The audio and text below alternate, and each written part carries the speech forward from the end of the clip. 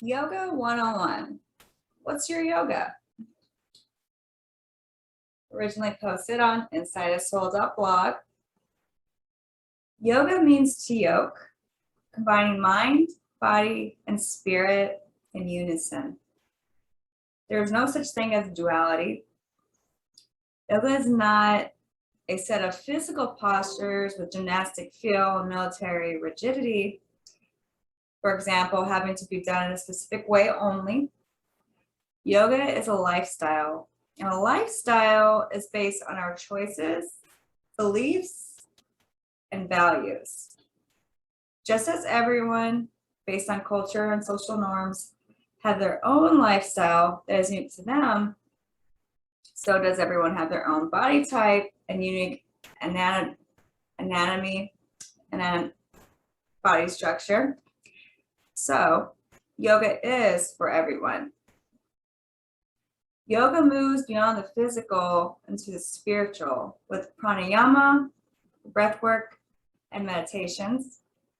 Yoga is not an exercise, it is a lifestyle, emphasized again, and it is what you choose it to be. The asanas, or the physical postures, strengthen the physical body for the breath work to enter deeper states of meditation. Traditionally, that was the main goal of the physical postures, was to move the energy through the body and to create a space of lightness in the body so that our light body or spirit can connect as one with our physical body. And the chakras, that word you hear, is what connects the spirit to the physical body, and that will be for another discussion. So, the asanas are, once more, physical postures to strengthen the physical body, for the breath work to enter deeper states of meditation, if one chooses. Also, physical strength brings awareness of the body and how much emotions are stored in the body. So it helps move those stuck energies or emotions throughout and out of the body as well. That is the power of yoga.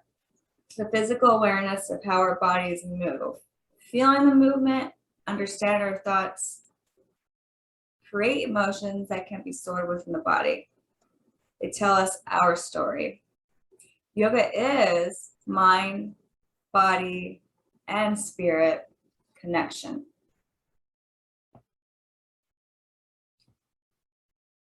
Through the mind, body, and spirit connection, cultivation of energy occurs based on the chakra systems, as I stated. Each posture or meditation, breath work, affects or targets the 7 major chakra systems. There's more than 7 chakras in the body. Those are the major ones. And yoga helps us feel and heal, connecting us to the greater consciousness, the collective. If you are reading this and are curious, maybe yoga or some path related in a way, or hearing this, if you're not much of a reader, is calling your name. Yoga is not a religion, but a personal inquiry and expression. So I included in the blog a list of the most common styles of yoga. However, you can make it your own based on the movement your inner self is seeking. So some of the styles that were promoted by people for like selling point is Ashtanga, Power Yoga, Karma Yoga, Bhakti Yoga, Bikram Yoga, healing yoga, slow flows include yoga therapy, yin yoga, and restorative. Alignment-based yogas, such as Iyengar, and focus on, so the true paths of yoga that was focused on spiritual growth. There's Kundalini, which I would not recommend starting out with Kundalini as your first intro to yoga, because they focus a lot on the higher chakras, and if those are open and without the lower ones being securely open in that foundation, it could create illnesses in the body. So Kriya Yoga, I can never pronounce that right. Again, that one's very, not secretive, but it's very, those two, Kundalini and Chiro Yoga, I would not recommend as beginning yoga ways to go if you choose a spiritual path versus a physical style of yoga. Same with transcendental meditation or TM.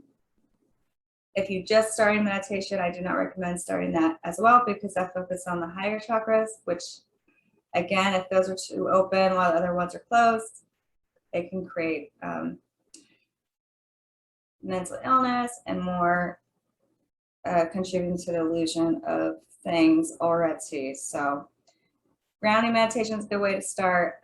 Anything that focuses on the lower chakras, such as the root, sacral, and the solar plexus. And yoga as a lifestyle, there's like Ayurveda. Ayurveda would be one that would consider yoga as a lifestyle. And the different types of yoga, the four real past ones like Bhakti, Hatha, Raja, Karma, and Tantric yoga. So terms to look up if interest yoga include 8 limbs of yoga, pranayama, mudras, chakras, dosha, kosha, bandhas, meditation, chanting, mantras, yoga sutras, Upanishads, to name a few. This is a little bit of an informative post and a bit of reference for me too.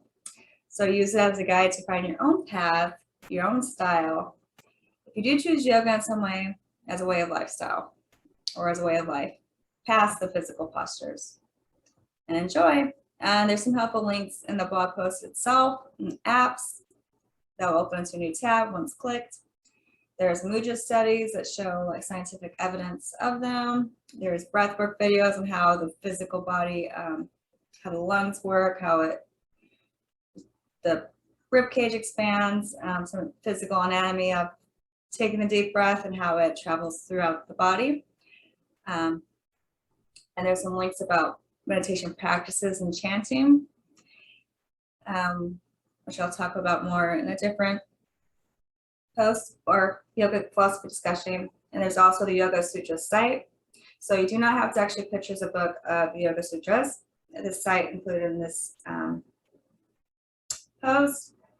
It has all you need to know about the Yoga Sutras. I mean, you can't have a physical copy because I like real books, but that one is free and plenty of information, and it's from a Swami who is true to yoga lifestyle and yoga way, and his translations are pretty on point from what I'm told. So just go to the Yoga Sutra site and that will be your main intro and knowledge to the yogic philosophy. Also, some meditation or mindfulness apps include Insight Timer, and I think Insight Timer is the best, but there's also Headspace, Smiling Mind, and some other ones that may not be included since I wrote this post a year ago. Some quizzes you can take if you're interested in the energetic systems of the body, which include like a chakra theory and a chakra test, and a dosha test is also included in this post as well. If you have any questions, I know I spoke very fast about any of this, please message me and I will respond. So how to get in contact me. There's a chat box at insideofsoul.com.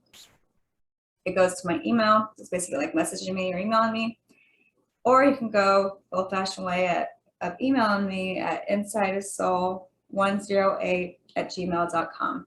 My name's Valerie and I'll answer any of your questions. If you have anything you want me to talk about or write about, please also include that as well. I am pretty responsive and open to ideas.